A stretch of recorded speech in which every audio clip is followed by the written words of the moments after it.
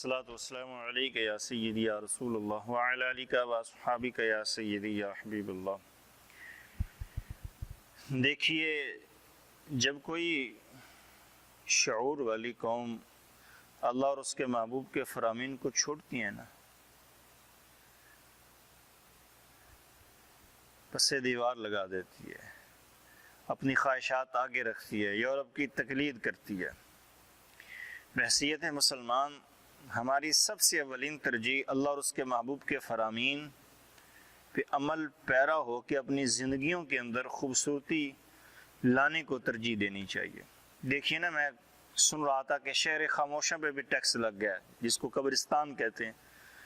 چھوٹے بچے کی قبر پہ 1000 روپے یا 1500 اور بڑے کی قبر پہ زیادہ ٹیکس۔ یہ حکومت کی ذمہ داری ہے۔ اب دیکھیے گا، جوں ہم زکوٰۃ سے، اللہ اور اس کے رسول کے فرامین سے دور ہوتے جائیں گے تو ہمارے سانس لینے کے عمل پہ بھی یہ لوگ ٹیکس لاگو کر دیں گے۔ ہماری زندگی دشوار سے دشوار ہوتی جا رہی ہے اور جائے گی، کیونکہ ہم نے جہاں سے نظام پیدا ہونا تھا، مسجد، مدارس، قرآن و سنت، علماء، ان کا ساتھ چھوڑ دیا ہے۔ یورپ کی تقلید کو بروئے کار ہم لا رہے ہیں، زکوٰۃ کے نظام سے پیچھے ہٹ رہے ہیں، صدقات و خیرات نہیں دے رہے، مال کے اندر پاکیزگی نہیں لا رہے کہ مال کہاں سے رہا ہے، کہاں پہ جا رہا ہے۔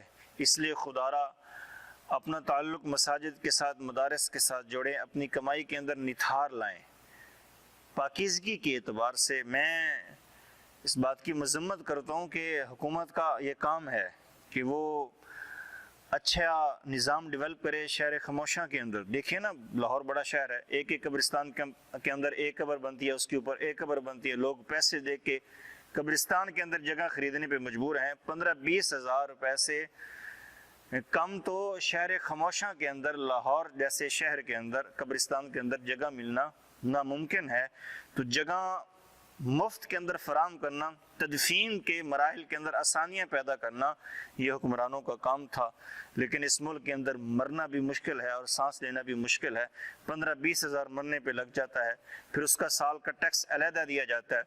پھر جو گورکن ہوتے ہیں قبرستان کے اندر، وہ ستم پہ ستم کرتے جاتے ہیں کہ ایک قبر بنی ہوئی ہے، اس کی زمین کو لیول کر دیا، مٹی ڈال دی، اس پہ قبر بنا دی۔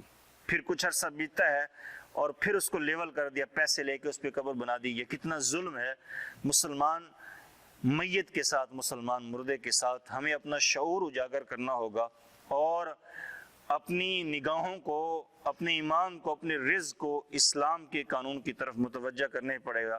جب تک ہم اسلام کی طرف راغب نہیں ہوں گے، اچھے حکمران، اچھے لوگ ہم پہ نافذ نہیں ہوں گے۔ اللہ تعالیٰ مجھے اور آپ کو اپنی سمت درست کرنے کی توفیق عطا فرمائے۔